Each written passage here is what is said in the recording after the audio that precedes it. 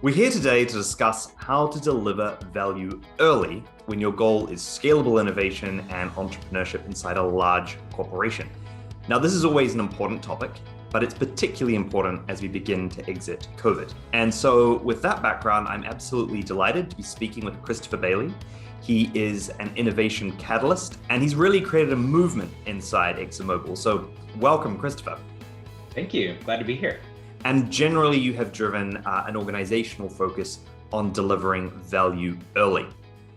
And just for context, OneLeap had the pleasure of working with you and many of your colleagues as we help you to define and refine a system to drive internal entrepreneurship in ExxonMobil. So let's dive right in then with that context. So when we talk about delivering value early, what does that mean to you? And tell us a little about why it's so important, particularly in an organization like ExxonMobil. So maybe starting off on that other side of the equation, like why is this so important? When we look at the context of the world that we're working in nowadays, not only is technology changing at a rapid pace and we have to be more responsive to that, but just the planning cycles that we have, for ExxonMobil particularly, very capital intensive, large assets, things that are built over a long period of time that we then plan to sustain and leverage over a period of 30, 60, 90 years, et cetera. And that really the question that we have to ask ourselves internally is, do we really have the time anymore to wait years before we start to realize value from our investments? And the overwhelming answer is no, particularly if we need that ability and flexibility to be able to park things and say, we need to focus our investment somewhere else. That's where the delivering value early mindset comes from, is when I'm making those investments, I'm doing them with the thought process of how can I actually not only make the investment, but also receive some value off of it in the short term. And I think the other idea you were quite interested in as well is maybe more from the gaming space, the value of early access. Can you say a bit more about how that might apply here? Oh, yeah. Which can be a double-edged sword if people aren't familiar with it. But from the gaming environment, particularly with independent developers that don't have a lot of capital, one of the things that they've begun to do nowadays is they'll have a early version of the game that they release. It's not all of the levels, and they sort of have a roadmap that shows, hey, this is our intent to build out all of these other things. We actually did that for a product that I was in the process of developing, and we released an initial version of it that was not the everything that we want to have, but it was just enough to where teams can start to get some value from it. That's a real achievement inside an organization like yours. And I would imagine that because that culture of safety is so strong at ExxonMobil, there must have been a lot of internal antibodies that resist this concept of doing anything unfinished or anything early access just because of that. The other thing I wanted to touch on is parking ideas. I mean, look, no one likes putting aside, their baby.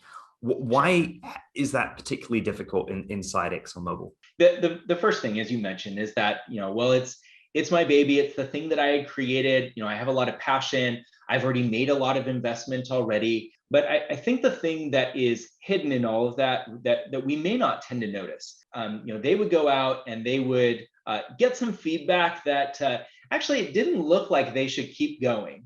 Okay, but there was just enough to say, well, but I kind of hope that, if I do this one thing, that it's going to make a big difference. And so, okay, fine, let's do that one thing and see if it's going to, make a difference. I think the other thing is that we don't tend to have a portfolio of things that we're looking at. And so it's hard to say, well, should I park this or not? Because there's not a comparison to the other thing that I'm giving up. The other point I wanted to touch on was accountability. So can you just talk a little bit about how that is a challenge to get people to work through with this mindset on this type of process? Sure. So there's a bit of a paradox in the space of innovation where we talk about high degrees of empowerment and you really want to inspire your innovators and go out and explore big white space stuff and all of that. And yes, we absolutely want to do that and encourage that. At the same time, we're doing that because there is a goal that we have associated with that. And if we look in the space of venture capitalists, I think there's a really great analogy there where venture capitalists and startups have this healthy sense of accountability between the two, where one is sort of creating the the space, the funding, connecting you with people to help you to innovate or explore a new area. And then, as from the entrepreneur side, they're bringing in the thought capital and the technical expertise and the hard work and sweat to go out and do something. But if they're not being held accountable to, well, I gave you this and I'm expecting some result, then really just either any result is good, which that's not going to be acceptable, particularly for senior executives that are making large investments into something. They need to see that return. And so that's why accountability becomes really key for creating that internally. Because then you can create that sweet spot of connecting them back to what's important. So what I'd like to touch on is this concept of emotional risk. And I'm looking at your website here and I'm reading, we aspire to achieve our goals by flawlessly executing our business plan. And that speaks for itself. It's reinforcing that. How do you think that you've been able to create more of that psychological safety to enable some of those people to get over those quite deep cultural barriers to taking emotional risks? Yeah. I think there's two ways to address that, and maybe using these in concert with each other. But what we tend to miss is the right, but would somebody buy it kind of stuff. Mm-hmm. And this is where, again, you're taking your baby out to somebody and saying like, oh, would you like to buy this thing? And there's the fear that somebody's going to say no to that. So one way to solve that is you have a coach at your side that can help you with unpacking all of the different kinds of risks associated with this. Where are all the different places that this can go wrong? Like what has to be right in order for this to work? What has to be true? The second thing goes back to the psychological safety thing and sort of building that confidence within them. And I think a way that we've done that internally is with that venture capital system. If your group of venture capitalists within the organization, the people with the right mindset, see that, you're actually not testing the most riskiest thing. And maybe we need to, refocus this experiment on something different. And maybe it is that area that you had identified. This is sort of that second gut check. And by creating that in the organization, you show that you're really serious about encouraging those people to take those risks. Great. So really final question, which is if you had to offer any tips for others who are doing what you have been doing in a large organization like your own to deliver value early, what would you call out? The first thing is making sure that the vision is set for what success looks like. What are we trying to go for?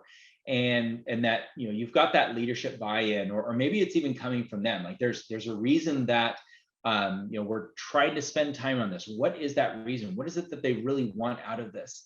And how are they going to measure success associated with that? Making sure that that's really clear. Yep. The second thing would be to make sure that you have a balance of the attributes of different types of people and leaders that you need in the innovation process. And then the last thing would be to actually use the innovation process as a means of developing whatever systems or changes or new teams or whatever it is that you're doing. Just admit that just like the innovation process, things are likely to go differently than you expected. And that's okay. Excellent. I think 3 very practical and very, very helpful tips.